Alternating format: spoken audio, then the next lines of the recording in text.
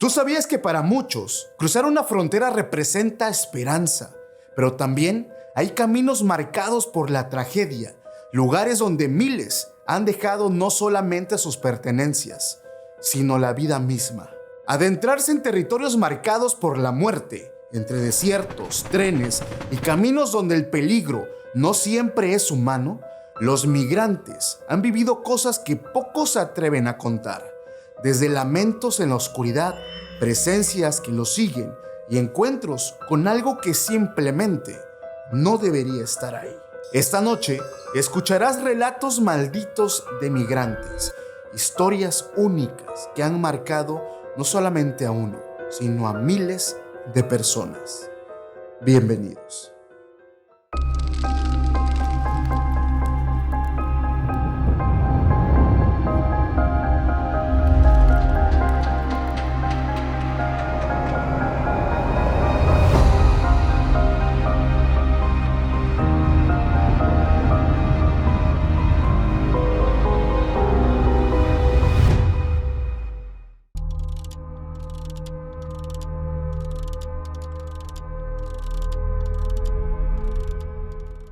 ¿Qué tal, familia? Sean bienvenidos a un capítulo más de Podcast Extra Normal. Mi nombre es Paco Arias y estoy feliz de estar nuevamente en un capítulo para todos ustedes. Familia, muchos de ustedes me han pedido un tema en especial: las historias de migrantes. Aquellas personas que abandonan su nación, abandonan su familia, su casa, para ir en busca de una mejor calidad de vida. En busca, muchas veces, de un sueño. A veces el sueño americano, pero que en ese trayecto, en ese transcurso, pasan cosas que en algunas ocasiones los marcan para toda su vida. Y esta noche vamos a contar estas historias de migrantes.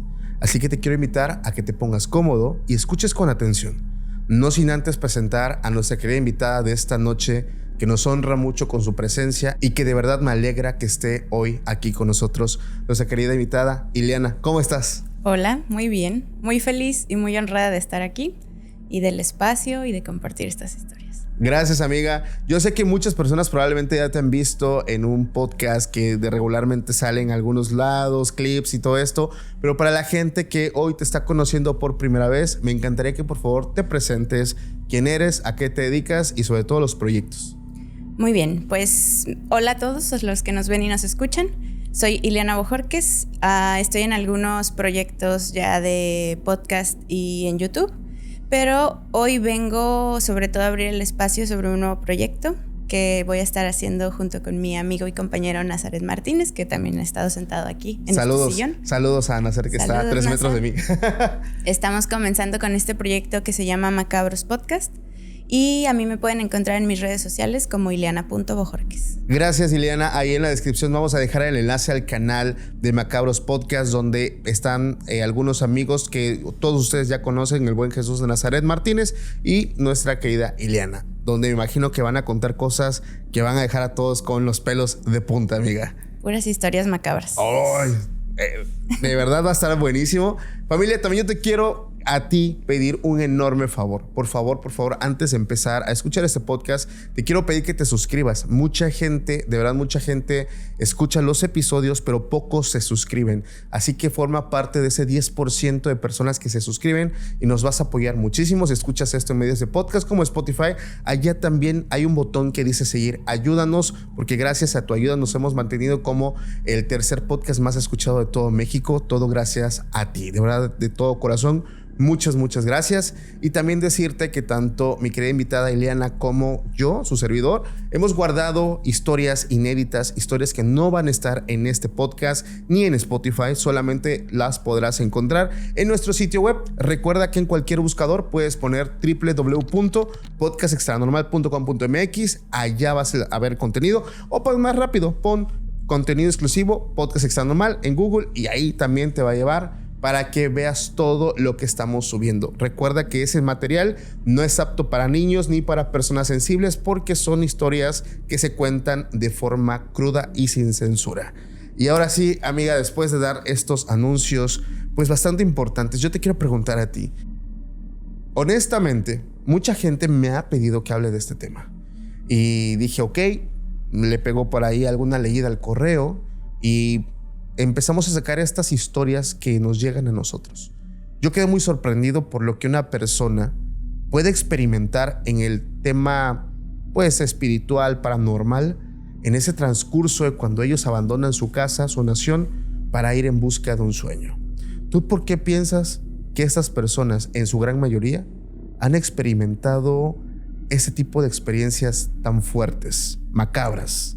Yo creo que es una mezcla de el estrés que vive como físicamente su cuerpo, porque es un viaje peligroso, es un viaje retador, es cansado, a veces pasan sed, se deshidratan, el sol, el frío, pero también está esta parte como de energías, porque mucha gente no logra cumplir este sueño o llegar a esta meta. Se quedan a la mitad. Se quedan a la mitad. Y hay muchas historias que se basan en esto, pero también creo que debe haber entidades que se alimenten de esas malas energías, por así decirlo. Fíjate que antes de yo contarte una historia, quiero recordar algo que me platicaba un gran amigo que le tocó viajar en la Bestia. Uh-huh. Él sale de El Salvador. Un abrazo, un saludo para Marcelo Larín, mi querido amigo. Él me contó algo muy, muy breve que quiero hacer énfasis. Él menciona que cuando él viaja en este tren tan famoso, dice: Paco, tú cuando vas ahí tienes que ver cosas muy fuertes. O sea, entre las cosas que a él le tocó ver y que él me lo platicó directamente a mí, me dijo, es ver cómo la gente a veces intenta saltar hacia algún vagón y desafortunadamente no calculan bien. Entonces, algo que falle, el tren pasa encima de ti. Y dice, y es triste ver cómo se quedan personas ahí, sin piernas. Creo que me llegó a contar de un caso donde vio que una persona le pasó así por la mitad. Y ahí se queda. Tú no te puedes bajar. Si tú te bajas, te quedaste. Y ahí te puedes morir también. O sea, es muy peligroso. Sí, claro. Entonces, imagínate todas estas cosas que la gente vive, que la gente se expone, sobre todo. Digo, evidentemente ellos van buscando pues este sueño, ¿no?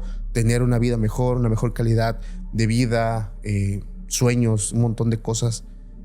Y desafortunadamente hay personas que se quedan, como tú bien dices, a la mitad. No llegaron.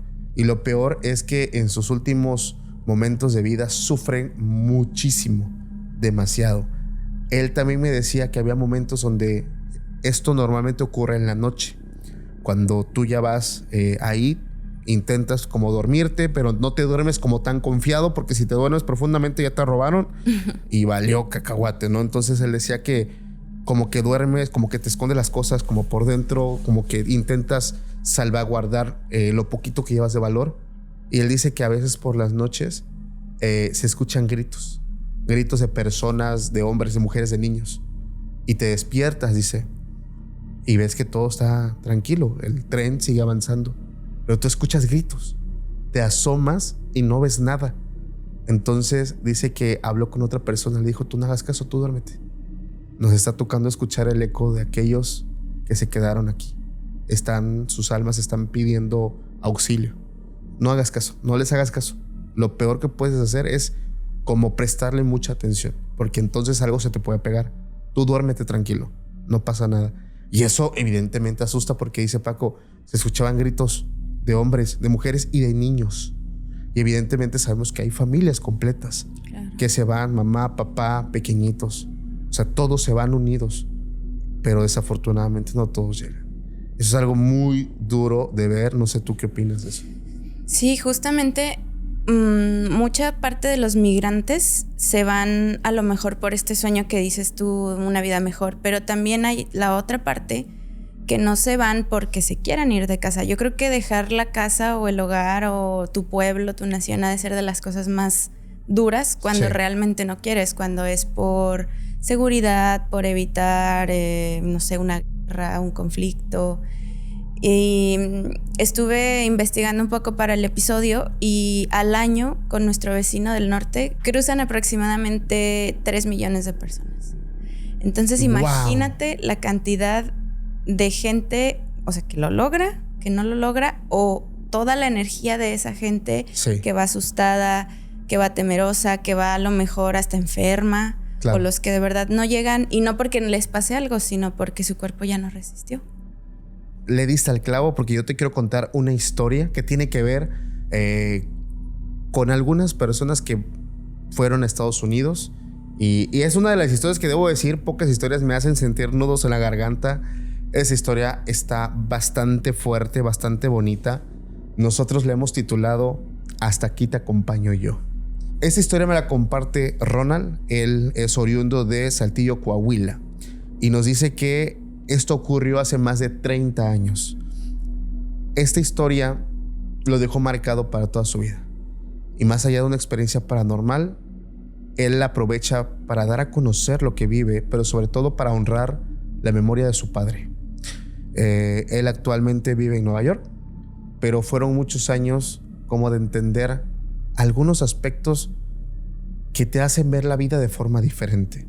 Él nos dice que cuando aún estaba en México, su mamá muere por causas, pues, enfermedad, causas naturales. Tenía problemas respiratorios, una cosa muy fuerte. Él se quedó solo con su papá. Su papá tenía en aquel entonces 70 años. Ibrahim era su nombre, el nombre del papá. Entonces dice que Ronald tenía 26, su papá tenía 70, pero pues las condiciones de vida para ellos no eran nada buenas. Entonces surgió la idea, ¿por qué no nos vamos al otro lado, como dicen normalmente? En ese momento Ronald menciona, es que yo no quería que mi padre sufriera. Yo sabía que el trayecto era difícil. Él era ya un hombre de 70 años, pero tampoco lo quería dejar solo, porque después de la muerte, dice, de mi madre, él entró en depresión. Entonces, si yo me iba, ya no está mi mamá, se va a quedar solo, mejor me lo llevo. Pero ¿hasta dónde sería buena idea sabiendo todo lo que una persona sufre para irse? Después de meditarlo mucho, los dos decidieron irse. Menciona que se pusieron de acuerdo con un grupo de personas. Iban ellos a salir por una zona de Sonora. Ya tenían contactado a un coyote. Ya todo estaba listo para irse. Ellos se llevaron 2 mochilas, las llenaron de cosas importantes, comida enlatada, víveres y muy poquita ropa realmente. Dice que el día que ellos salieron, entendió lo difícil que es cruzar al otro lado. Estando en esta situación, los dos sufrieron de un calor intenso, una sed constante y sobre todo poca comida. Aquí la cuestión es que Ronald empezó a sufrir mucho, porque el coyote siempre decía esta frase: el que se quedó atrás, se quedó. Nosotros no nos frenamos por nadie. Así que por favor, vámonos rápido, recio. Cuando descansemos, todos descansamos, pero cuando hay que avanzar, hay que avanzar. Si no, nos cae la migra y valió. Entonces dice que el primer día fue muy complicado. Su papá, un hombre de 70 años, estaba sufriendo muchísimo. Dice, Paco, yo me llevaba las 2 mochilas. Una me la colgaba normal, la otra hacia el frente, y literalmente mi padre venía recargando su mano, su brazo sobre mi hombro. Entonces yo venía cargándolo literalmente a él, y aún así escuchaba cómo mi papá hacía, o sea, se sofocaba mucho. Era un señor de 70 años. Dicen, en más de una ocasión nos quedamos atrás porque mi padre se caía y tenía que aguantar, tenía que respirar, tenía que pues recuperar esa fuerza, y después de un rato seguíamos y alcanzábamos el grupo. Dice, pero era muy difícil, Paco. Incluso había momentos donde yo lo tenía que cargar. Dice, él se ponía la mochila, le decía, papá, vamos. Dice, afortunadamente mi papá pues no estaba, era un hombre delgado, entonces lo cargaba aquí en la espalda. Dice, caminaba unos metros en lo que él se recuperaba y ya él caminaba. De verdad, él decía, es que lo que me motiva es llegar, ya quiero llegar y conseguir trabajo, mi papá que se quede en la casa. O sea, él decía, yo le voy a dar lo mejor a mi papá. El problema es que ese trayecto fue muy complicado para ellos. Menciona que muchas veces pues el grupo los dejó atrás, y dice, había gente que se quedaba y ahí te quedas. O sea, si tú te quedas ahí la palabra que usan es ahí te cargó ahí te mueres. Dice que hay un momento donde su papá ya no aguanta, y de pronto su papá se desploma. Dice, ahí bajo un nopal, ahí agarrando un poco de sombrita. Dice que su papá le decía solamente, quiero 10 minutos, por favor, hijo, no me cargues, yo sé que estás cansado, solamente déjame descansar 10 minutos, por favor. Y dice que él se estaba desesperando. Dice, Paco, yo me estaba desesperando porque veía que el grupo seguía avanzando. Y cuando volteo hacia atrás ya vi que fácil nos llevaban, ¿qué te gusta? Unos 20, 30 metros. Dice, yo me empecé a desesperar porque yo sabía que ellos no se iban a frenar. Y menos el coyote. El coyote me había dicho, si te quedaste, te chingaste. En eso, dice que ve que su papá ya estaba a su lado. Le dice, listo, hijo, vámonos. Y se fueron los dos. Dice, Paco, fue increíble cómo mi papá se recuperó. Dice, yo lo volteaba a ver y él me sonreía y solamente me decía, te dije que solamente ocupaba unos poquitos minutos. Dice, mi papá recuperó su fuerza de una manera inexplicable. No se volvió a quejar, no nos quedamos atrás, alcanzamos al grupo con el que íbamos muy rápido. Dice, me quedé sorprendido, me quedé bien sorprendido. Dice, mi papá, pues no sé de dónde sacó tanta fuerza. Dice que hay un momento donde todos paran para ahora sí descansar todos en grupo. Entonces dice que su papá le dice, es que pregúntale porque no hay agua, a ver si puedes conseguir agua. Él menciona que Ronald se acerca con el coyote y le dice, oye, ¿dónde podemos aquí encontrar agua? Tenemos sed. Mi papá tiene sed. Y dice que el coyote como que voltea hacia atrás, se le queda mirando a él y le dice, deja de jugar bromas. Y lo ignoró. Ahora, dice que su papá le dice, no le hagas caso. Ahí se quedaron un rato juntos y menciona que después de ese rato otra vez todos se levantan y lloran, ¿no? Tienen que continuar caminando, igual por un montón de rato, varias horas. Dice que les cae la noche y llegan todos como a una casa donde ahí había como otro grupo de personas y ahí como que iban a descansar un rato para salir esa misma madrugada, continuar caminando y ahora con un frío extremo. Dice que el coyote les estaba diciendo por dónde se iban a ir, por unas veredas, tenían que meterse. Y cuando ya se estaban alistando para irse, dice que Ronald iba caminando y escucha que su papá le dice, hasta aquí te acompaño. Y dice que cuando voltea, su papá estaba fácil como a 40 metros de él. Dice, pero ¿cómo si lo escuché aquí? Su papá estaba volteando y su papá solamente le sonríe y le hace, vete. Hasta aquí te acompaño. Pero le decía, no, tú vete.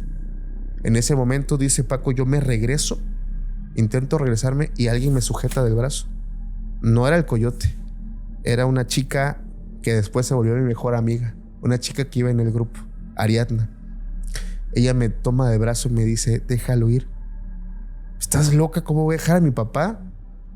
Y ella le vuelve a decir, déjalo ir. Tu papá ya te acompañó, déjalo ir. En ese momento como que ella se le queda mirando y así como de, ¿por qué lo dices?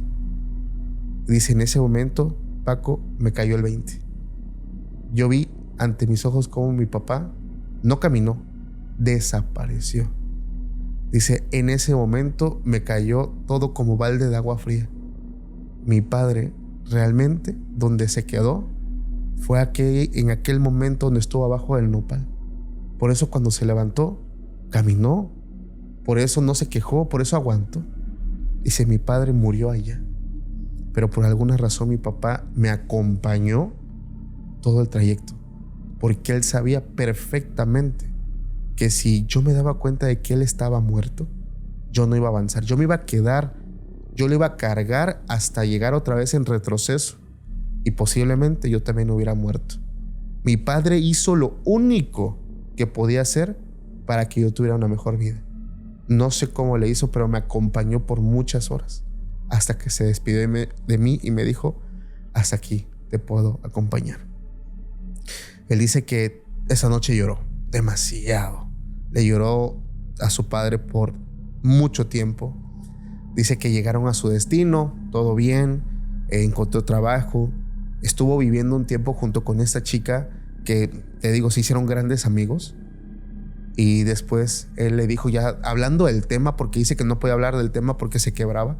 4 años le tomó a él poder hablar del tema. Y le dijo, Ariadna, ¿cómo supiste? ¿Cómo supiste que mi papá estaba muerto?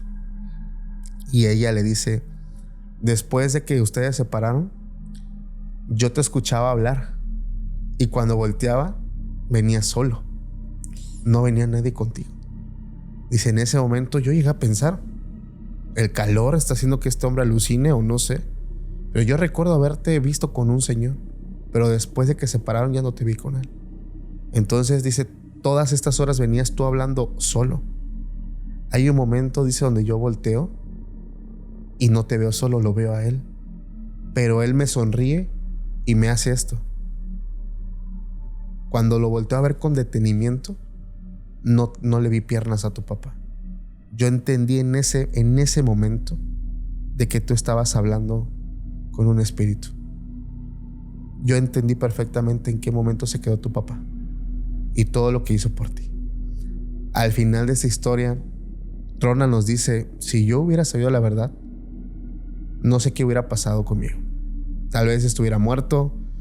Dice, mi padre murió, pero siguió caminando para salvarme y para honrar su memoria. Te quiero contar esta historia y que diga su nombre. Su nombre era Ibrahim, hombre que muere a los 70 años en el desierto, intentando cruzar con su hijo. Qué conmovedor. No manches, esa historia, yo la estaba leyendo y me hizo así como un nudo. La frase de hasta aquí te acompaño yo, tú debes continuar. Sí. Sí me pegó, la verdad. Lo cuido, pensó en él en todo momento. En todo momento. Y es que, siendo realistas, si cualquiera que escucha esto va con su mamá, más con su mamá, con su papá también. Sí. Y, o sea, aunque tu papá te diga, no, tú vete, déjame aquí, no lo vamos a dejar. O sea, jamás en la vida. No. Jamás. Entonces, pues este hombre o este espíritu pensó perfectamente que su hijo tenía que vivir. No podía quedarse ahí con él. Y fue una historia bastante fuerte. Fíjate que no había visto esta historia que acabo de relatar. Me llegó en el año 2022 y apenas la encontré. Entonces es una de las cosas más fuertes y al mismo tiempo bonitas. Conmovedoras, sí. Muy conmovedoras. Ay, qué experiencias de verdad comparte la gente. Yo también estuve leyendo de algunas que nos llegaban y elegí, creo yo, las más impresionantes. Ok. Esta historia la titulamos El pasajero extra. La persona que nos la manda nos pide que cambiemos su nombre, no demos ubicaciones ni fechas por seguridad, por cualquier cosa, ¿verdad? Él cuenta, vamos a llamarlo Juan Carlos. Uh-huh. Juan Carlos cuenta que él vivió esta experiencia de ser inmigrante buscando el típico sueño americano de México a Estados Unidos.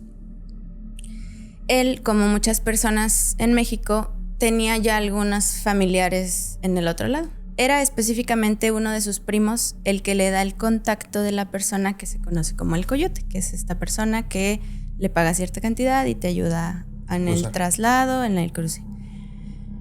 Entonces, Juan Carlos lo contacta, hace el pago y recibe instrucciones de verse en un paraje desolado a cierta hora. Cuando llega, son varias personas que rápidamente tienen la instrucción de subir a un camión que por fuera se ve como un camión de carga completamente normal. Suben, el chofer cierra la puerta, que es el coyote, y empieza el trayecto. Él, como los otros pasajeros, va un poco nervioso por lo mismo que el viaje es peligroso, pero además es un acto ilegal a final de cuentas. Claro. ¿Verdad? Y alcanza a contar que a su vista hay 7 personas en el camión, incluido él, son 8. Algunos se sientan, otros se quedan de pie y se les nota esta actitud como de ansiedad, de que no encuentran su lugar, se están acomodando, unos abrazan su mochila, pero de repente le llama mucho la atención que hay una figura extra que no había visto. Parece un señor de edad adulta, está en una esquina del camión y lo que le llama la atención son 2 cosas. Uno, tiene un sombrero de paja que le cubre la cabeza, como cuando alguien quiere descansar y baja un poco la cabeza pues para que no se le vea la cara. Y la otra es que se ve sumamente inmóvil. No le presta más atención, tal vez dijo, me ganó el nervio de subirnos rápido todos y no conté a esta persona o no la alcancé a ver y no pasa nada. Siguen el trayecto y a pesar de que el coyote les da la instrucción de que estén lo más callados posibles, sí se escucha una gente como que están platicando, pero hay un chico joven en específico que es el típico fantoche, tal vez diría yo, que está hablando bastante fuerte y está contando que él ya había cruzado, que es su segunda vez, que en lo que trabajaba y lo que se podía comprar. La verdad es que se empezó a volver molesto para los demás porque nadie le estaba haciendo caso. Y Juan Carlos seguía viendo a este personaje en una de las esquinas. Se le hacía muy raro, sobre todo porque además de estar inmóvil, pues el camión tiene cierto movimiento, ¿no? Y los cuerpos pues tienen la cadencia del movimiento que lleva el camión. Este personaje completamente inmóvil, como si el movimiento del camión no lo afectara. Entonces, en eso interrumpe su pensamiento el chico este que está hablando fuerte. Y como nota que nadie le está haciendo caso ya, en un tono medio burlón e irrespetuoso si me lo preguntas porque es un señor mayor, le dice al personaje de la esquina: ¿qué onda, abuelito? ¿Te comieron la lengua o por qué no hablas o qué? No recibe respuesta. Y en su molesto forma de ser, como que lo agarra del hombro y lo sacude. En el momento en que este chico, el molesto, toca al personaje del sombrero, cae inmediatamente, como si se hubiera desmayado. Pero en el suelo empieza a convulsionar. Entonces los pasajeros pues entran entre shock, miedo, no saben qué hacer, empiezan a golpear las paredes del camión para que el chofer se detenga. Se frena abruptamente, se escucha que baja, abre la puerta y con groserías les dice que se callen, que era la instrucción. A lo que ya cuando ve a la gente sorprendida se da cuenta que este chico pues está sin vida. Una de las cosas que recuerda mucho Juan Carlos es como la sangre fría del conductor, que si te fijas en los relatos de los coyotes, la mayoría coinciden en que no esperan a nadie, no son muy empáticos. No les importa si alguien se muere. Tal cual, son mercancía. Sí. Y ellos tienen un trabajo, es ir y volver. Toma el cuerpo de este chico, lo avienta tal cual ahí a la orilla del camino, cierra las puertas, les vuelve a decir que se queden callados y se van. Al final del trayecto los baja en un área y ya cada quien toma como el último camino tramo. El coyote les da cierta instrucción y así. Juan Carlos logra cruzar, logra llegar, pero dice que cuando ya se contacta con su primo, lo recoge, lo ve en persona, le platica la situación porque está muy conmocionado. Sigue sin entender como la frialdad del coyote y todo lo que este chico vivió, porque pues, básicamente la muerte fue instantánea. Y la otra, el personaje del sombrero, porque después de que el coyote entra a revisar a la gente, ya no se ve ese personaje. Desapareció por completo. Entonces, el primo, fuera de extrañarse, le dice que con ese coyote es como algo, como una leyenda, este sujeto, este ser del sombrero. Se dice que un anciano, en uno de los primeros viajes de este coyote, falleció en el camión. Y con esa misma sangre helada, el coyote decidió no detenerse. Y en alguna de las paradas, igual hace este mismo acto, se deshace del cuerpo y el señor queda olvidado en alguna parte del desierto. Ahora es una leyenda que el que se mete con ese señor, lo molesta o lo disturba, se va con él al más allá. O sea, Así es. Mira, hay muchos relatos de entes, de espíritus precisamente, sí, que son muy hostiles en el trayecto cuando estás cruzando precisamente en la frontera México-Estados Unidos. Yo traigo una historia que tiene que ver con la frontera de Rumania y otro país, ahorita lo voy a decir cuál es, pero hay muchas historias de espíritus en esta frontera, México-Estados Unidos. Y por favor, gente que está en Estados Unidos, dejen ahí en los comentarios su experiencia. A lo mejor esa experiencia que van a dejar ahí abajo va a estar en la parte 2 de este episodio. Yo creo que va a estar muy interesante. Mucha gente mexicana en Estados Unidos está escuchando este podcast. Fíjate que yo te quiero contar esta otra historia, amiga. Y justamente como lo mencioné, no ocurrió en esa frontera, ocurrió en otra frontera, justamente frontera de Rumania con Yugoslavia. Y esto nos lo comparte Juan.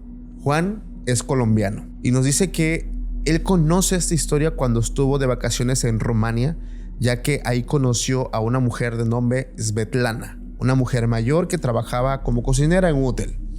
Dice que esta mujer habla también español, habla bastantes idiomas, y platicando con ella hizo una pregunta que yo suelo hacer mucho también a la gente. ¿Han vivido algo paranormal? Me encanta mucho que me cuenten historias. Entonces Juan era igualito y dice que pues hizo como una buena relación con esta señora, que por cierto cocina muy muy rico, y dice que esta señora le dijo que sí, que no solamente ha vivido cosas, vivió una de las cosas más fuertes que Juan y que yo he escuchado. Y nos cuenta una historia ocurrida en el año 1992. Este relato ocurre en la guerra en Yugoslavia, justamente. Svetlana huía de este lugar porque decía que la vida ahí era muy complicada. Y desafortunadamente su familia completa ya había sido asesinada. Entonces mucha gente estaba huyendo rumbo a Rumania y ella tenía dos elecciones: quedarse y morir ahí o intentar luchar por su vida, huir a un lugar mejor. Dice que tomó el vehículo que era de su papá, lo llenó de víveres, llenó todo esto y le pensó muy bien para irse, porque dice Paco, se habían hecho muchos grupos de guerrilleros. Todas las pues carreteras o pistas conocidas estaban muy peligrosas, porque mucha gente quería salir rumbo a Rumania. Entonces menciona que en el trayecto principal, carreteras principales, habían estos grupos que pues saqueaban a la gente, les robaban y un montón de cosas. Entonces el riesgo era muy alto, al igual que quedarse. Entonces dice que ella dijo, pues no importa, si me voy a morir es porque me tengo que morir, pero me voy. Llenó su vehículo de cosas y así solita se fue. Dice que rumbo a Rumania se topó con un grupo de personas que iban como en caravana. Iban 3 vehículos, con ella 4. Iban con un guía que les cobraba por llevarlos a Rumania, irlos dirigiendo por carreteras. En aquel entonces no había Google Maps, había mapas así, literalmente los conductores tenían sus mapas grandotes. Ese conductor los llevaba por caminos que ni siquiera estaban en los mapas. Ya te imaginarás, casi por terracería y potrero los iba metiendo. Algo por el estilo. Dice que sí se metieron a muchos pueblos y ranchos.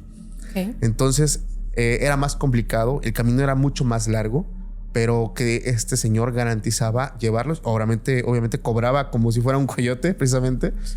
Y dice que ella se sentía más tranquila porque llevan 4 vehículos juntitos, entonces pues iban bien, ¿no? Menciona que la noche que ocurre lo más fuerte para Svetlana, nunca lo voy a olvidar, porque ella constantemente iba viendo el tablero de su vehículo, porque decía, mi temor era quedarme sin gasolina, y aquí pues ya muchos como que nos compartíamos, pero iba como que viendo a cada rato. Y no se le olvida la fecha: 18 de abril 1992, hora 2:40 de la mañana. Iban, y quiero que imaginen la escena, ellos iban en caravana sobre un camino oscuro, totalmente lleno de tierra, de polvo. De lado se veía bosque, y de pronto dice que el vehículo de enfrente se frena de golpe. Ella también frena y ve como unos hombres así con armas largas les empiezan a apuntar, les empiezan a gritar que se bajen. Dice el vehículo que iba hasta atrás sí le dio tiempo de echarse de reversa y irse. Dice, pero ella no pudo. En ese momento siente como el lampareo, así, la linterna de uno de estos hombres que estaba pegadito a su ventana, así apuntándole, le decía, bájate. Dice que se bajan las personas. Eran como 12 personas que había entre esos 4 vehículos, ahora 3 vehículos. Y dice que se bajan y como que los ponen así a orilla del camino y empiezan como a saquear las cosas. En eso pasa algo extraño, porque ella, Svetlana, dice, veo a 5 hombres que eran los que estaban como robándonos.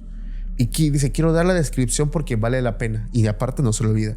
Uno de ellos, dice, era bajito de estatura, gordito, tenía una barba muy larga, descuidada, una cicatriz en la boca. El segundo era rubio, dice, casi blanco, pero tenía una sonrisa bien sádica, o sea, como que era una persona muy mala. El tercero, dice, era un joven que estaba como mascando chicle, como que estaba como que muy ansioso. El cuarto era un chico muy delgado, con ojos bastante hundidos, pero también tenía una mirada bastante extraña, muy perturbadora. Y el quinto, dice, ya era un hombre mayor de cabello negro. Eran los 5 que estaban asaltándonos a nosotros. Dice que los ponen a todos a orilla de la carretera y mientras el guía les implora misericordia, le dice, nosotros no somos guerrilleros, simplemente queremos llegar a Rumania, por favor, no nos maten, o sea, como que estaba, pero que estas personas evidentemente no escuchan, o sea, sí, no. Ellos en lo suyo. En eso, dice que uno de estos hombres toca a esta mujer, a Svetlana, y ella siente el toque en su hombro. Y eso fue la primera señal extraña, porque menciona que su mano era de una persona que tenía fácil hipotermia. Su mano, su piel era demasiado fría. Y en eso ella se da cuenta de algo cuando ya los ve mucho más de cerca. Menciona que todos estos 5 hombres tenían heridas. Dice, cuando los ve de cerca, menciona que la mayoría tenía sangre seca en el rostro, en el cuello. Recordemos que era de noche, entonces no se veía muy bien, pero ya viéndolos así, dice, todos tenían estas heridas. Y lo peor y escalofriante, la mayoría tenía heridas de bala en cabeza, cuellos y pecho. Dice, esto era súper macabro. De por sí ya teníamos miedo, pero literalmente ver a una persona viva que incluso te está asaltando, pero le ves un hoyo en la cabeza, en el cuerpo. Dice que ella voltea a ver a los otros que estaban ahí con ella, ahí arrodillados en el piso. Dice, ellos también tenían un montón de miedo, pero se le quedaban mirando a ellos así con temor, porque literalmente estaban, o sea, parecían zombies. O sea, eran personas que deberían estar muertas. Sí. Dice que en cuanto estas personas estaban saqueando ahí los vehículos, sacando las cosas, se escucha un disparo lejano. Y en ese momento, como que llegan más personas y empieza como un tiro. En ese momento dice que Svetlana, que todos los que iban en los vehículos como que se huyen al bosque y se esconden, se refugian. Y dice Juan que esta mujer le cuenta cómo desde lejos ella presencia cómo uno a uno van muriendo, cómo otras personas llegaron y les quitan la vida y cómo iban cayendo, cómo iban muriendo, pero dejaban este mundo con los ojos abiertos. Dice que esperaron a que el silencio llegara, que ya no se escuchara ni nada. Cuando pasó, se levantan con miedo para ver si podían salir. Su sorpresa más grande es que cuando llegan a donde están sus vehículos no había ni un cuerpo de ninguno de ellos. O sea, no había nada. Sus vehículos estaban ahí parados con los faros encendidos. No había nada ni nadie. Dice que nadie dijo nada, todos se subieron a sus vehículos y vámonos. Dice que avanzaron como 1 hora, 1 hora y media aproximadamente. Llegaron como a un rancho donde habían más personas y ahí estaba el vehículo que se había alcanzado a escapar. Dice que llegaron todos así confundidos de qué demonios vimos, qué fue eso, pero o sea, nadie sabía cómo explicarlo, ¿no? Dice que había ahí otro guía y le cuentan a él así de, no, pues nos pasó esto. Dice que el guía los miraba hasta con rostros así como incrédulos. Svetlana era una mujer entrona, o sea, era una mujer así como de carácter fuerte, a pesar que era joven. Y dice que este hombre le dice, no les puedo creer. Y ella le dice, pues no me interesa si no me creen.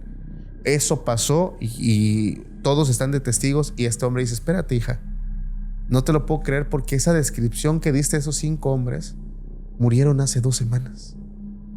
Y dice que le cambia el semblante a todos. ¿Pero cómo? Dice, estos tipos no son ningunos guerrilleros. Ellos son de un pueblo no muy lejano acá. Estos tipos son criminales. Aprovecharon el tema de la guerra para hacerse pasar por guerrilleros y asaltar y matar a una persona. De hecho, ellos se supo que entre los 5 violaron a una mujer. Entonces, en algún momento pararon ellos un grupo de vehículos y no sabían que esos sí eran guerrilleros de verdad. Y ellos fueron los que le quitaron la vida. En ese momento todos, dice Svetlana, que todos los que iban ahí, o sea, están como de, es que no lo podemos creer, nosotros los vimos. Dice, bueno, ya toma sentido por qué tenían heridas en su cuerpo, en la cabeza, heridas mortales, y ellos estaban ahí pues como con vida, ¿no? Menciona que ha sido una de las cosas más fuertes. Afortunadamente, a la mañana siguiente ese grupo pues llegaron a Rumania, donde afortunadamente pudieron asentarse, pudieron salir adelante. Pero lo más fuerte, imagínate ser asaltado por espíritus que literalmente están repitiendo un ciclo una y otra y otra y otra vez. ¿Tú qué crees, por ejemplo, en ese tipo de historias, que sus almas o sus energías se hayan quedado como ahí, o que hayan vivido una emoción tan fuerte que sea como un loop? Hay quien dice que cuando viven así, no sé, alguna muerte muy trágica, como si se impregnara su energía en ese momento. Es que muchos lo ven de algunas formas. La más común es, ¿sabes qué? Esas personas, fue tanto a lo mejor su sufrimiento que se queda ahí embarrado parte de algún fragmento. Otros lo ven como un eco o como una energía residual que se queda ahí, que se manifiesta, que lo logran ver, pero que eventualmente desaparece porque no es algo con vida. Está repitiendo el momento de su muerte. Y recuerda cómo les quitaron la vida. Ellos asaltaron unos vehículos y ahí fue donde les quitaron la vida. Lo mismo que le pasó a ellos. Entonces yo creo que puede ser tanto por las emociones, por la conciencia de que a veces incluso no pueden creer o no saben que ya no pertenecen a este mundo, o están cumpliendo los años que le corresponde, que hubiera sido su muerte natural. Hay muchas formas de poder ver esto. Eso nunca lo había pensado. Sí, hay muchos brujos que dicen, por ejemplo, que si tú vas a morir a los 60 años, pero por alguna razón te mueren a los 30 años, vas a penar, que es el tiempo en el que tu alma, tu espíritu puede descansar en paz. Mejor dicho, tu espíritu. Tu alma regresa al creador, regresa a la fuente. Tu espíritu es el que se queda a cumplir esa condena. Es la primera vez que escucho eso. Sí. Y que lo que se me hace como loco, lo más loco de estas historias es que no solo fue la persona que cuenta la historia. Claro. Sino que muchas personas los vieron y los escucharon. No sería como, ay, bueno, estaba cansada o desvelada o aluciné. Sí, claro. Sino que fue una visión colectiva. Todos lo vieron.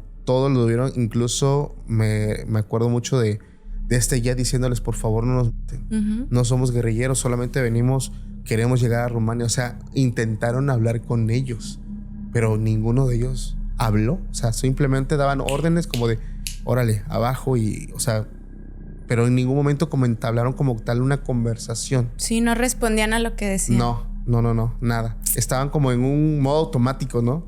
Así funciona. Qué locura. Y justamente tocando el tema de criminales, okay, en este tipo de historias de migrantes, te quiero contar la siguiente historia. Adelante. Esta historia la titulamos El Niño y justamente tiene temas muy parecidos. Es otra vez una historia de migrantes mexicanos hacia Estados Unidos. En el desierto de Sonora, en un otoño, me parece que de 2014, otoño del 2014. Entonces esta persona que nos envía la historia cuenta que, igual que las otras, había contratado este servicio para ser guiado. Hay diferentes formas a lo que pude investigar, que es cruzando el desierto. Hay también unas zonas, no sé dónde, no me pregunten, que son túneles. Sí. Por ejemplo, si vienes del sur de América a México, hay el tren que comentábamos al principio, La Bestia. Entonces hay diferentes formas, ¿no? En esta ocasión, el coyote que contrata lleva alrededor de 6 personas como en la caja de una camioneta, uh-huh, cubierta con una lona. No da mucha explicación, pero es así. Entonces, pues las personas igual, cada quien va abrazada a sus pertenencias, que llevan muy poquitas cosas, agua, víveres y a lo mejor documentos importantes. Y esta persona relata que en el segundo día de su trayecto escuchan como el llanto de un niño, que es muy específico. Y a pesar de que no se están viendo porque todos van, a lo que entiendo, recostados en esta caja de camioneta, pues empiezan a inquietar porque nadie trae un niño consigo. No vienen más jóvenes, no vienen niños, no viene nada. Son puros adultos. Uno de los pasajeros, como en su incomodidad, le empieza a tocar igual la camioneta al coyote, pero este no se detiene. Incluso se siente como si en vez de frenar acelerara un poco.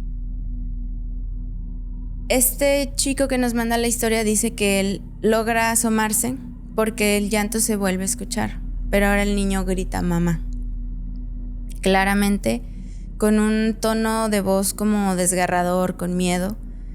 Y cuando él se asoma, alcanza a ver a lo lejos, porque la camioneta sigue en movimiento, un pequeño niño de aproximadamente unos 4 años, como en esta posición de tener la cara entre las manos y estar llorando como de tristeza, ¿no? Entonces él vuelve a hacer esta seña para el conductor y no se detiene, sigue adelante. Ya están todos preocupados porque el chico les dijo: es un niño, estoy viendo un niño, párate, hay un niño.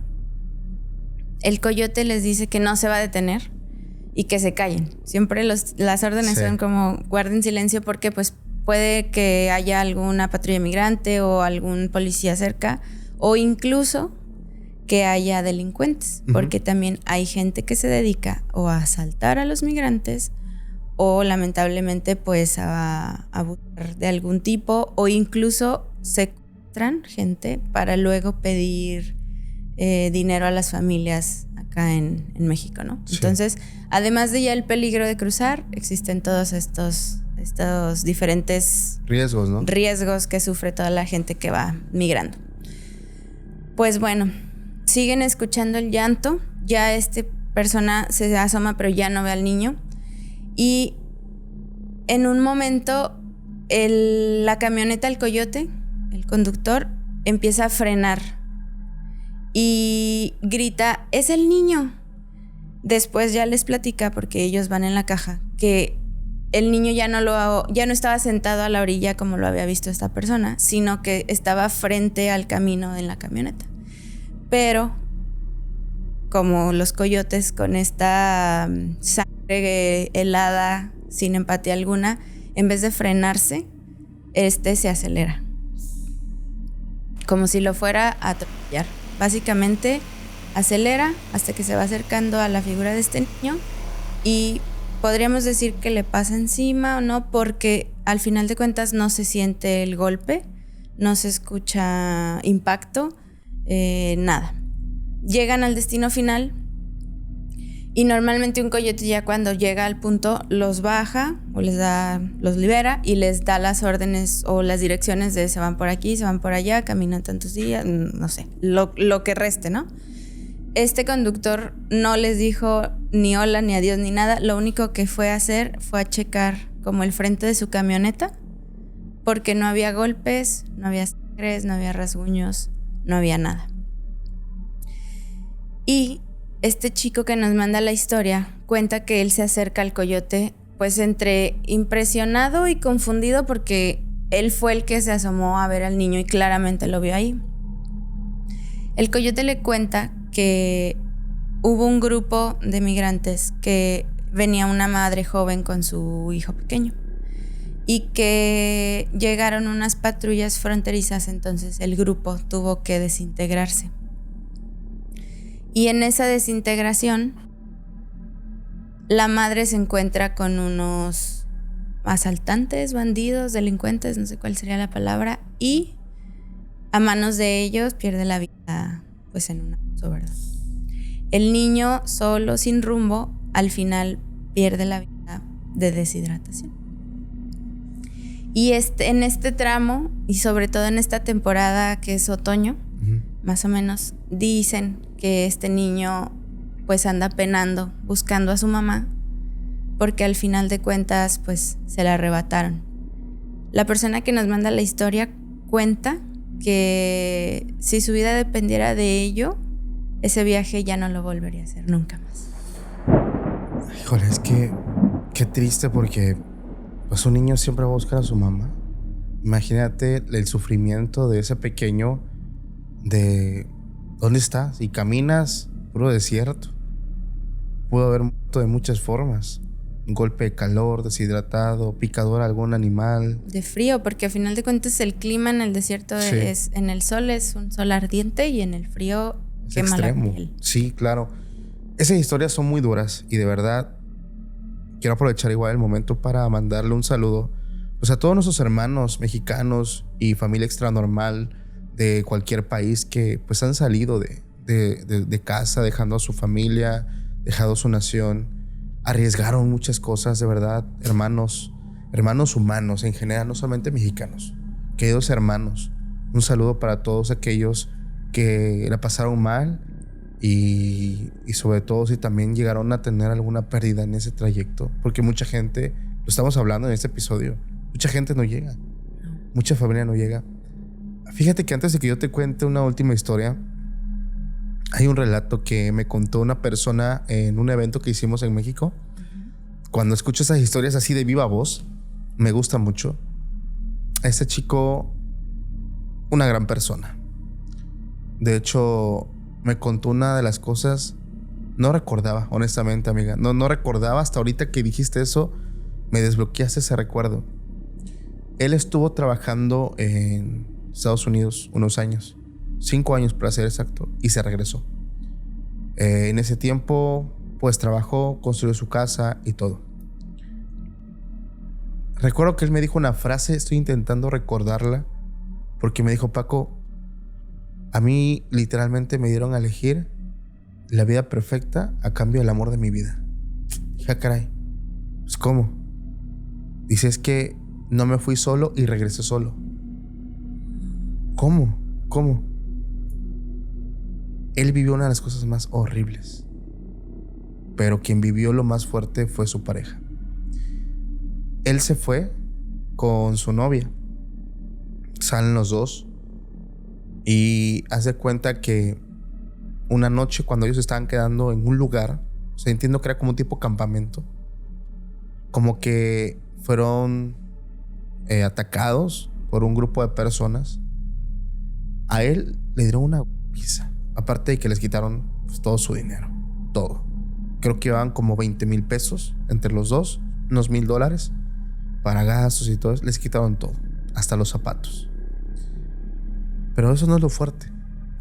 Él me dice que pues se fueron contra su novia.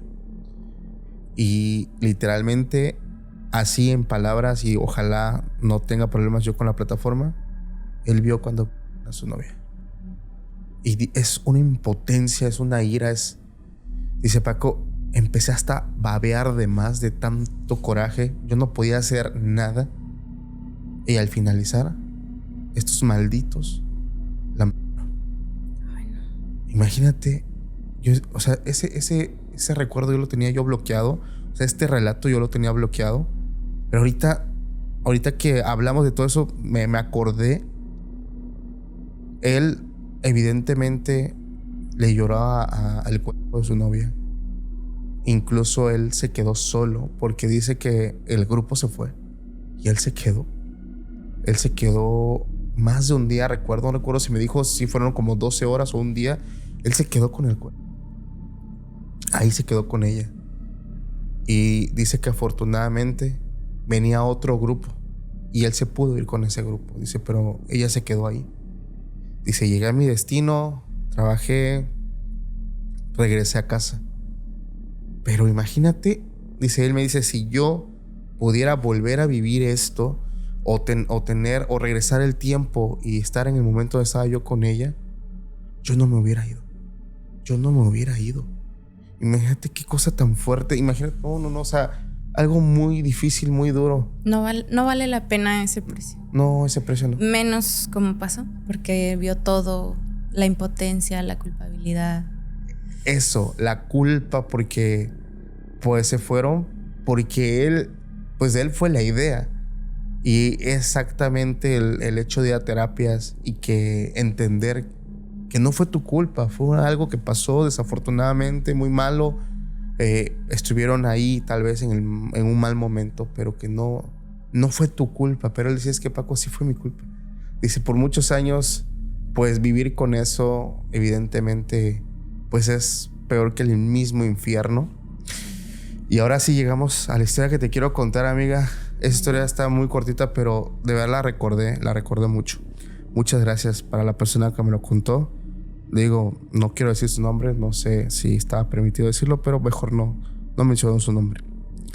Te voy a contar esta historia que nosotros la titulamos La tormenta del vecindario. Y nos las comparte una chica de nombre Nancy, que le mando un fuerte abrazo. Gracias, Nancy, por contarnos esto. Y esto ocurre en Veracruz. Ella nos dice que hace ya muchos años, ella tenía como 12 años en aquel entonces, vivía en una colonia tranquila en el estado de Veracruz.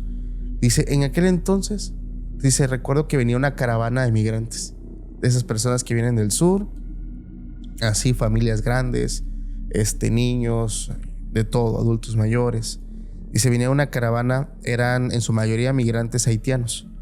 Ellos, haz de cuenta que llegan a un lugar, encuentran como un terreno grande, como que hacen su campamento, como que se asientan ahí por unos días en lo que buscan víveres, agua, dinero, etc. Dice que los vecinos como que se alertaron un poco porque les llamó la atención algunas cosas que ellos hacían. Son haitianos.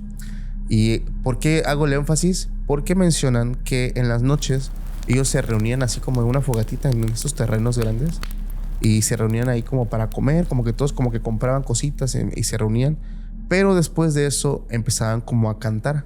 Dice que les llamó la atención pues el cántico, el acento, la forma. Dice que agarraban estos envases de refresco, los cortaban y como que los adecuaban para ocuparlos hasta como tambor.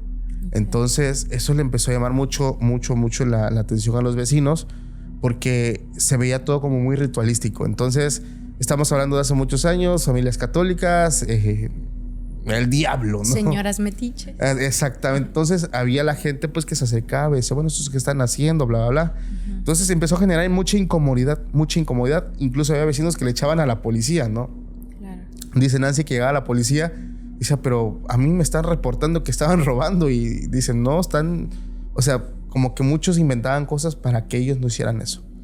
El problema es que van pasando como las horas y van pasando los días. Ellos siguen como asentados en este lugar. Algunos ya se habían ido, otros como que se quedan ahí unos días más.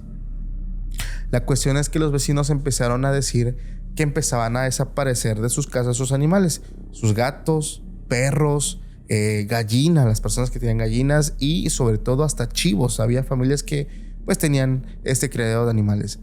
Y el escándalo es que así como a orilla de la calle, en avenidas principales de esta colonia, encontraban la casa de esos animales. Entonces la gente luego dijo, no, pues son estas personas que ya de por sí andan haciendo sus rituales y ahora andan robando pues los animales de los vecinos. El miedo, la tensión empieza a crecer en las familias veracruzanas de este lugar y mencionan que los vecinos ahora reportaban otras cosas. Mencionaban que escuchaban ruidos en sus casas, muchos empezaban a tener mucha seguridad, ponían sus puertas con doble candado, rejas, mandaban a poner más protecciones, porque decían es que en nuestras casas se escucha como si se saltaran la barda, el perro empezaba como a ladrar, o sea, ellos ya tenían miedo porque decían nos quieren robar, no sé qué quieren hacer, y por ahí menciona Nancy que había el testimonio de una vecina que estaba espantadísima. Esta vecina contó que ella estaba acostada, era una mujer que vivía sola, una casa de 2 pisos, y escuchó como uno de sus perros empezó a ladrar. Ella se levanta, se asoma por su ventana y ve a lo lejos en su patio trasero 2 figuras. Dice que ve exactamente cuando brincan. Dice, aquí va la descripción que ve esta mujer. Dice, eran personas, pero estaban extraños. Estaban encorvados, se hace cuenta que estaban sus manos así como que llegaban hasta el piso.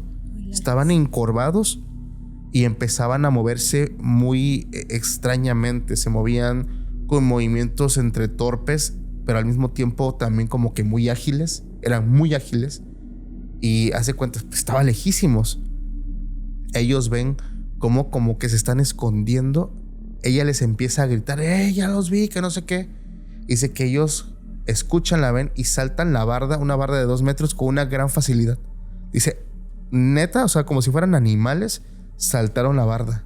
Entonces ella empezó a pasar el testimonio diciendo, no, vecinos, hay que echar a esas personas, quién sabe qué andan haciendo, qué eran esas personas, parecían animales, pero eran ellos. Y que, o sea, empezaron como todos a querer sacar de su colonia a estas personas. De pronto, dice que todos los vecinos como que estaban ya dispuestos a proceder o ir todos así en un grupo como ya con palas y todos, dice, váyanse de aquí. Dice que de pronto esta chica cuenta que había como un grupo de personas allá afuera de su casa. ¿Qué pasó? Resulta que un vecino ve a una niña haitiana que estaba como llorando pero señalaba hacia una casa. En esa casa vivía una señora que ya llevaba mucho tiempo viviendo sola, una señora de la tercera edad, y la niña mencionaba ahí adentro. Un haitiano más habló con la gente, le explicó que la niña, por alguna razón, decía que dentro estaba su papá y que estaba otra persona de su familia. Pero así como, ¿cómo van a estar ahí? Y las esposas estaban buscando a estos dos hombres que estaban extraviados. El caso es que le hablan a la policía porque empiezan como estas personas, los haitianos, a rodear la casa de la señora porque estaban seguros que ahí adentro estaban estas dos personas que eran pues parte de su grupo y que la niña sabía que estaban ahí y la niña señalaba. Dice que rompen ventanas, rompen todo y adentro estaban como si estuvieran secuestrados dos personas del grupo de migrantes. ¿Cómo los encuentran? Los encuentran totalmente como si estuvieran drogados. Incluso estaban de sus bocas como que estaban babeando mucho. No entendían las cosas, como que estaban disociados. ¿Quién vivía en esa casa? Una dulce señora de la tercera edad que tenía una tiendita, que se mantenía en su tiendita, pero que dentro encontraron un montón de porquerías referentes a brujería. Cuando sacan a estos dos hombres, como que se acerca a su comunidad, sus familiares, como que hablan con ellos, pero ellos así como muy mal. Llega una ambulancia, se los llevan. Estos hombres les hacen un lavado de estómago y cuentan una experiencia bien fuerte. ¿A qué va todo esto? Dice que ellos iban pidiendo casa por casa, comida o dinero, una ayuda. Y esta señora le dijo, pásenle, estoy haciendo una comida muy rica. Los pasó y dice que es lo último que ellos recuerdan. Solamente tienen como vagos recuerdos, como pequeños vistazos, como cuando sueñas algo, pasa el día y no recuerdas el sueño con exactitud, solamente recuerdas como cosas muy fuertes. Ellos recordaban haber entrado a casas, haberse robado animales, haber hecho cosas que esta misma señora les pedía. Esta señora le hacía brujería a mucha gente de la colonia y los ocupó a ellos dos para conseguir prendas, sobre todo prendas íntimas de mujeres, de hombres. O sea, por eso entraban a las casas a hurtar todo esto. Se hizo 2 títeres. Se hizo 2 títeres. Y cuando buscaron a la mujer ya se había ido. Pero dejó ahí su mesa llena de porquerías, fotografías, ropas. Esta mujer sabía que en cualquier momento le iban a cachar y no le quedó otra más que irse. Esto ocurrió en Veracruz hace cerca de entre unos 12, 14 años más o menos. No puedo decir el lugar porque es un lugar donde es como un municipio donde muchos hasta el día de hoy, cuando vienen en caravanas migrantes, ahí llegan, se asientan y continúan su camino. ¿Qué opinas? Hay que desconfiar de las dulces vecinas. Imagínate, la gente decía que el diablo, que el no sé qué, y el diablo lo tenían en su colonia, era la señora a la que le compraban las cosas, tenía una tiendita. O sea, date cuenta ahora sí que el sesgo cultural a lo mejor. Claro, por supuesto. O sea, estas personas pues estaban ahí, pero buscaban, en cualquier momento se iban a ir, pero la gente luego pensando cosas. O sea, de verdad que qué cachetada con guante blanco. Es que justamente estas historias siento que son tan ricas en diversidad porque ¿qué tanto nos sufren? O sea, por ejemplo, los migrantes de América del Sur, sí, decirlo. México es gigantesco para cruzar. Claro. Hasta llegar a Estados Unidos. Pero en todos lados, por ejemplo, recuerdo también los africanos que cruzan por el estrecho de Gibraltar. Uh-huh. Es súper peligroso también, muchos mueren ahogados. Aunque el tramo es tan pequeño, pues siempre está como muy cuidado por las autoridades. Claro. Y por todo el mundo, ¿no? Entonces, qué fuertes historias, amiga. Todo lo que sufren. Bueno, te voy a contar la última historia. Bueno, esta última historia que te voy a contar la elegí porque se me hizo como de una alta extrañeza y aunque suena muy raro, yo la verdad creo que puede ser posible. Ok. ¿Por qué? Porque justamente como en las otras historias mucha gente vio lo mismo, lo experimentaron, pero aparte creo que este tipo de entidades se alimenta de todas estas emociones que hemos estado contando que pues, no son emociones muy positivas, la culpabilidad, el abandono, el dolor. Esta historia la nombramos Están acompañados y nos la manda un fan que le agradecemos por mandarnos su historia, y cuenta que en su camino para cruzar la frontera, acompañados y guiados de uno de estos señores coyotes, ellos van en pie. Un dato importante es que este recorrido normalmente tarda de 4 a 6 días en hacerse. Puede ser más, puede ser menos, dependiendo la ruta y la zona, pero es más o menos el promedio. Cuenta él que después del tercer día van ya pues como de tarde-noche, ya cuando va oscureciendo, pero la ruta la había cambiado el coyote porque por donde él conocía ir había patrullas, entonces se desvían. Y esta persona cuenta que le da mucha preocupación esta decisión del coyote porque como días antes estuvo haciendo más calor de lo esperado, sus reservas de agua se habían terminado. Ya la mayoría tenía una sed ya desesperante, ¿sabes? Sobre todo siento que la sed, cuando más la piensas, más te da. Entonces cambian de ruta y de repente cuenta él que cuando ya está oscureciendo por completo, a lo lejos en el horizonte se ven 3 figuras que uno podría decir pues humanoides, o sea, se les alcanza a ver como esta área de cabeza y hombros, pero es peculiar porque tienen unos brazos como muy largos. Obviamente en este trayecto van como en lo que se conoce como fila india, que es una persona tras la otra, detrás del coyote. El coyote, más que asustarse, espantarse, baja su linterna como para no alumbrar a estos seres y se siente como respetuoso. Se les queda viendo, no dice nada, hace una seña para los demás, como levantando una mano para que todos se detengan. Y se les queda viendo fijamente a estas figuras. Una de esas figuras levanta uno de sus brazos, por así decirlo, y hace una seña como a la izquierda. La persona que relata la historia dice que él sintió muchísimo miedo porque a pesar de que parecían humanos, no se les alcanzaba a ver facciones. Y como en muchas historias, él relata como si estas sombras o figuras fueran oscuridad muy densa, como si de verdad estuviera muy oscuro, aunque el entorno todavía no estuviera completamente de noche.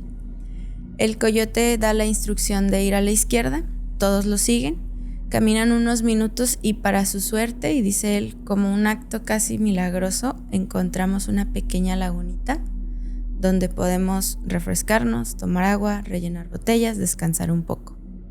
Siguen su trayecto y las figuras vuelven a aparecer.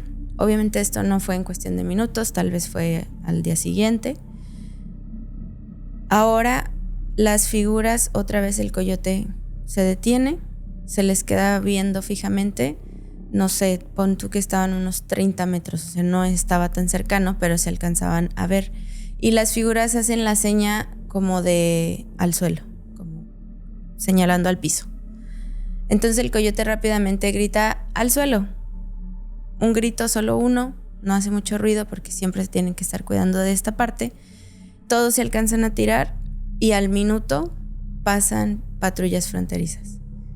Entonces, básicamente, estas figuras, cuenta él, era como si los estuvieran cuidando. Cuenta, esta persona relata que al final le pregunta al coyote, dice que él una que otra vez ha experimentado como esta experiencia, y entre coyotes ya yo creo que han de tener relatos buenísimos de tanta historia paranormal que les sucede. No, estas figuras no se acercan, no interactúan, no se les habla, pero siempre son guía como para proteger a estas personas que tras un sueño están logrando o están buscando llegar como pues al otro lado. Ok, mira, es que por la descripción, yo digo, la gente va a recordar esto. Yo fui a un lugar llamado San Juan Evangelista Analco, que está en la Sierra de Oaxaca, la Sierra Juárez, una de las de las carreteras más peligrosas, que honestamente mucha gente igual ha perdido la vida ahí. Pero bueno, ahí hay un pueblo donde yo fui en busca de evidencia de duendes. Okay. Un señor tomó una evidencia cuando él se baja del camión y camina como 4 kilómetros hasta su casa entre un sendero de puro árbol, cerro, y él logró tomar una foto. La descripción que tú diste es un poco similar, a excepción que estos seres no son oscuros. Su piel, y voy a tratar de describirlo, es más como traslúcida, y ellos cuando desaparecen no es como que te veo y ya no te veo. Ellos se van como poniendo transparentes, como si su opacidad se fuera cambiando, y se están como camuflajeando, y así se logra ver en la imagen cómo su piel ya se va adecuando al color del cerro. Y son muy altos y tienen como sus piernas y brazos largos. En la imagen se logra ver que tienen como un vello púbico también y como un rabito, como una colita. Se me hace interesante porque estos seres, yo vi esa fotografía, es una evidencia 100% auténtica. Yo la analicé, no es para nada inteligencia artificial, porque esta evidencia es de antes de cuando estuvieran las imágenes de ya. Yo vi la fotografía del teléfono del señor, estaba en el carrete de fotos, tenía fecha, tenía hora. Es increíble, y yo creo perfectamente que esto que tú me cuentas es 100% real. Por supuesto que puede pasar, porque son estos seres benevolentes que quieren guiar, que quieren ayudar, y que yo creo que ellos hasta eso escogen a qué persona lo van a hacer, con quién lo van a hacer. No es con todos, evidentemente. Sí. Pero creo que sí existen estos seres. No sé si son seres interdimensionales, si son extraterrestres, si son seres más tipo elfos, féricos, por así decirlo. No sé qué sean. Solo sé que aparecen en ese tipo de momentos donde necesitan un apoyo y guían a las personas. De hecho, yo cuando leí la historia dije, tal vez va un poco a la alucinación, porque pues están insolados, claro, cansados, y aparte en esta historia en específico tenían mucha sed. Pero el coyote los veía. Sí. Y como que respetaba sus indicaciones, ¿sabes? Y pasaban cosas y lo hacía. O sea, no es como agáchate, pero no hay como... No pasó nada. No pasó nada. No es agáchate, pero porque viene pasando una patrulla fronteriza. Entonces tiene todo el sentido del mundo. También en el desierto de Durango, Coahuila, ¿cómo se llama? La zona del silencio. La zona del silencio. Hay historias de gente como de túnica blanca, me parece, que claro, también ayudan a la gente que se pierde, que se les acaba la gasolina o cualquier cosa, que se les descompone el carro, porque ahí hay mucha alteración como en lo energético. No, y más la zona del silencio, que es de las zonas más enigmáticas de México. Sí, como estos seres, entidades que ayudan, creo que existen en diferentes formas. Claro, yo creo que sí. O sea, justamente aparte por la zona, que siempre son como en desiertos, zonas donde se crean estos vórtices energéticos, donde incluso por las noches hay gran actividad de estos objetos voladores no identificados, mucha actividad ufológica. Yo creo que va más para ese punto, este tipo de seres. La verdad, estas historias de migrantes, amiga, a mí me la han pegado muchísimo, pero están buenísimas. Estoy seguro que hay tantísimas historias. Aparte, yo he decidido guardar una de las historias más fuertes para la página web. No porque quiera, sino porque allá puedo decirlo tal cual como es, porque sí es una historia muy fuerte, muy, muy fuerte. Y justamente ahí se ve a veces, no generalizo, pero en esa historia se ve como la frialdad de este coyote, porque si una persona le causaba problemas, o sea, pero la forma y el por qué lo hacía es un poco absurda. Ahorita te voy a explicar bien, ahorita que lo grabemos. Ay, Dios. Porque sí está muy fuerte. Amiga, ¿cómo te la pasaste? Bien. Con muchas emociones. Desde agradecida y honrada de estar en este lugar. Muchas gracias. Sorprendida por las historias, porque hubo de todo: paranormal, crimen, cosas tristes, cosas un poco más alegres, pero sobre todo encantada de que estos episodios sean posibles por las historias que nos manda la gente siempre. Claro, la verdad es que yo estoy muy agradecido. Gracias también por darte la vuelta. A toda la familia que llega al punto también, muchas gracias. Por favor, no olviden, si tú viviste un evento extraño, paranormal, cruzando la frontera o en general, pueden enviarnos sus historias en nuestro correo electrónico, que es extranormalpodcast@gmail.com, y si es un poquito cortita la puedes dejar en los comentarios. Amiga, antes de irnos, por favor, recuérdanos tus redes sociales. Claro que sí. A mí me pueden encontrar en Instagram y TikTok como ileana.bojorques y también en Macabros Podcast, que es el nuevo proyecto junto con Nazaret Martínez. Perfecto, amiga. Muchas gracias. Familia, gracias a todos. Les mando un fuerte abrazo. No olviden, por favor, antes de irse, suscribirse al canal, activar notificaciones. Si escuchaste esto en medios de podcast como Spotify, ahí también dale a seguir. Y recuerda que estamos actualizando con 2 episodios a la semana. Y todos los sábados tenemos nuestro en vivo de noesnormal.tv. Mi nombre es Paco Arias y nos vemos más adelante en el próximo episodio. Hasta la próxima. Chao. Un tipo de lo más patán, un desgraciado, maldito hombre que llegó a causar mucha violencia, golpea a su mamá, la golpea a ella, y lo más fuerte de esto es que cuando ella cumple 11 años, este bastardo abusa sexualmente de ella.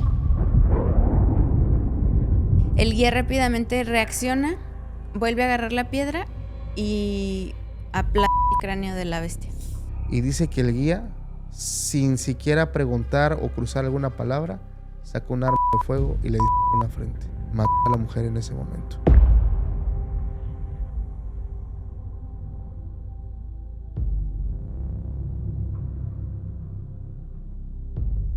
Mataron a sus hijos, a ella la vio y también la terminan matando. Dice, caminé hacia mi mochila, saqué el arma y aquí se la clavé a mi mejor amigo. Dice Paco, asesiné a mi compañero. Dice Paco, yo intentaba traerme a mi mamá y el día que yo había juntado todo para traérmela, mi padrastro mató a mi madre.